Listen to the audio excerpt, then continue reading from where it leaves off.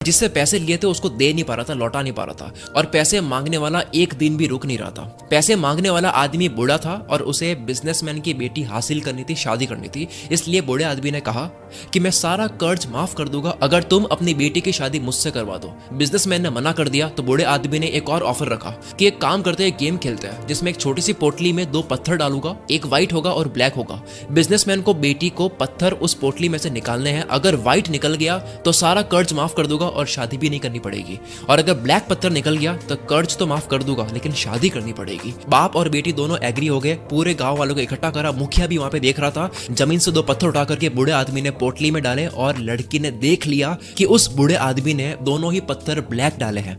और ब्लैक पत्थर का मतलब हुआ कि कर्ज माफ लेकिन शादी करनी पड़ेगी। अगर लड़की गेम खेलने से मना कर दे तो शादी तो बच जाएगी लेकिन बाप का कर्ज माफ नहीं होगा। और अगर दोनों ही पत्थर निकाल के उस बूढ़े इंसान की बेइज्जती कर दे तो वो आदमी कभी ना कभी बदला जरूर लेगा। इसलिए लास्ट ऑप्शन था कोई एक पत्थर निकालो जो कि ब्लैक ही निकलेगा और कर्ज माफ के साथ में उसको शादी करनी पड़ेगी। लड़की ने चालाकी से गेम खेला। उसने एक पत्थर निकाला और एक्टिंग करके ग्राउंड पर गिरा दिया और वो पत्थर नीचे गिरे, बहुत सारे ब्लैक और व्हाइट पत्थर में मिल गया। लड़की ने कहा ओ शिट, ये मेरे से गलती से गिर गया, लेकिन एक काम करते हैं, दूसरा पत्थर भी पोटली से निकाल करके चेक कर लेते हैं। अगर पोटली में से अब व्हाइट निकला तो मैंने जो उठाया था वो ब्लैक था, और अगर पोटली में से अब ब्लैक निकला तो मैंने जो उठाया था वो व्हाइट था। बूढ़ा व्यक्ति वहीं पे फंस गया। पोटली से दूसरा पत्थर निकाला तो वो ब्लैक निकला, यानी कि नीचे गिरा हुआ पत्थर व्हाइट था। और ये पूरा गांव देख रहा था, मुखिया भी देख रहा था कि अब कर्ज माफ हो चुका है और शादी भी नहीं करनी पड़ेगी क्योंकि पत्थर जो उठा के नीचे गिरा दिया था गलती से वो व्हाइट था। इसे कहते हैं टफ सिचुएशन में चालाकी से दिमाग चलाना। इसी तरह से छोटी छोटी कहानियों के माध्यम से मैं आपको ऐसे ऐसे बड़े बड़े लेसन्स देने वाला हूं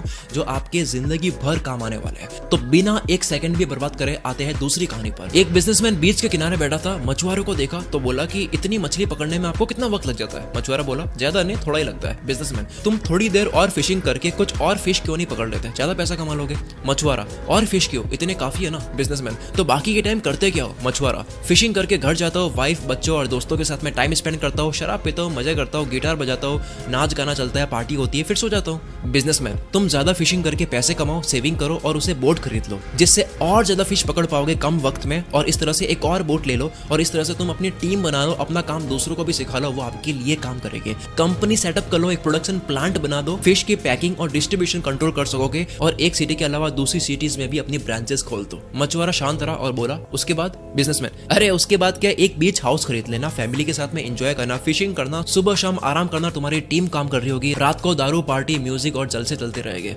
मछुआरा बट ये तो मैं अभी भी करता हूँ। बिजनेसमैन आगे कुछ बोल नहीं पाया। पता चला कि उसने अपना बिजनेस छोड़ दिया और फिशरमैन के साथ में रहना शुरू कर दिया। आप कुछ भी कर रहे हो, आप पता करो कि उसके बाद क्या, वो क्यों पाना है, वो क्यों करना है। अगली स्टोरी। एक बार एक लड़का अमीर बनना चाहता था और वो गुरुजी से कहता है कि कोई काम बताओ जिससे मैं बहुत कमा सकूं। गुरुजी उसे एक जगह ले गए जहाँ पर बहुत सारी कंकड़ पड़ी थी और कहा कि इन सारी कंकड़ में से एक कंकड़ ऐसी है जो किसी भी चीज को सोने में बदल सकती है, और उस कंकड़ की पहचान है कि वो थोड़ी सी गर्म होगी, बाकी सारी ठंडी होगी। जाओ ले लो अपनी हर चीज को सोने में बदल देने वाली कंकड़। वो काम पे लग गया। रोज एक एक कंकड़ हाथ में लेता, 2-3 सेकंड गर्म है या नहीं चेक करता और उसको समुद्र में फेंक देता ताकि वो बाकी कंकड़ में ना मिल जाए। 1 महीना करा, रोज घंटों घंटों लगा दिए, 2 महीने, 3 महीने, 4 महीने लगा दिए। अब उसकी स्पीड बन चुकी थी लेकिन साथ में वो ध्यान से कंकड़ को परख नहीं रहा था। उसकी फटाफट से कंकड़ को हाथ में लेकर समुद्र में फेंकने की हैबिट बन चुकी थी। 5वें महीने में फाइनली वो कंकड़ हाथ में लग गई। हाथ में आते ही क्योंकि उसके जल्दी से बिना परखे फेंकने की आदत बन चुकी थी तो उसने उस गर्म कंकड़ को भी समुद्र में फेंक दिया, और फेंकते ही उसने जोर से अपने सर पर मारकर चिल्लाकर पछतावा करा कि मैंने ये क्या कर दिया, हर चीज को सोने में बदल देने वाली कंकड़ को भी फेंक दिया।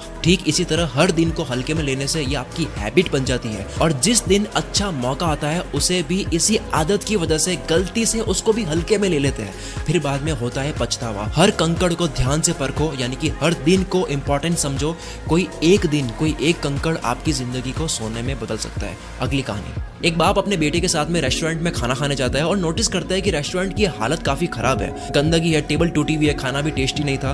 बेटा पिता से कहता है कि हम कितने गरीब है और कितनी मेहनत करते हैं, इनके पास ये होटल है, चाहे तो कितना बड़ा कर सकते हैं लेकिन ये कर नहीं रहे हैं, तो ये रेस्टोरेंट पे मेहनत क्यों नहीं कर रहे हैं। खाना खाकर बिल पे करते वक्त ओनर से लापरवाही का कारण पूछा तो बोला इस रेस्टोरेंट में इतनी कमाई नहीं है, लोग आते ही नहीं है, इसलिए हम इस पे ध्यान देते नहीं है, ना इन्वेस्ट करते हैं। हमारी कमाई एक ट्रक चलती है उससे हो जाती है। लड़के के पिता ने ट्रक सामने ही देखी और चुपके से उस ट्रक का इंजन ऐसा खराब कर दिया कि वो ठीक हो ही ना पाए। ठीक 3 साल के बाद में बेटा वहां से जाता है और देखता है कि वहां पे बहुत बड़ा रेस्टोरेंट खड़ा हो गया है, 5-6 फ्लोर बन चुके हैं और क्या शानदार उसका लुक है। बेटे ने रेस्टोरेंट के ऑनर से बात करी कि इतना सब कुछ कैसे हुआ, तो उसने बोला कि मेरी कमाई एक ट्रक चलती थी उससे होती थी और मैं रेस्टोरेंट पे बिल्कुल ध्यान देता ही नहीं था, लेकिन पता नहीं किस कारण से वो ट्रक खराब हो गई और उसे कोई ठीक कर ही नहीं पाया। इसलिए पैसे कमाने के लिए मजबूरन मैंने रेस्टोरेंट पर ध्यान दिया और पता चला कि होटल मैनेजमेंट और बिजनेस करना मेरे अंदर था, मेरी अंदर की आवाज थी। मैंने पूरे रेस्टोरेंट का रंग रूप बदल गया, कुक बदल दिए, वेटर्स बदल दिए। मैंने 5 और सिटीज में रेस्टोरेंट्स खुलवा दिए और वहां मैनेजर बैठा दिए। आज मैं उस ट्रक से 50 गुना ज्यादा कमाता हूँ। दोस्तों, आपकी जिंदगी की वो कौन सी ट्रक है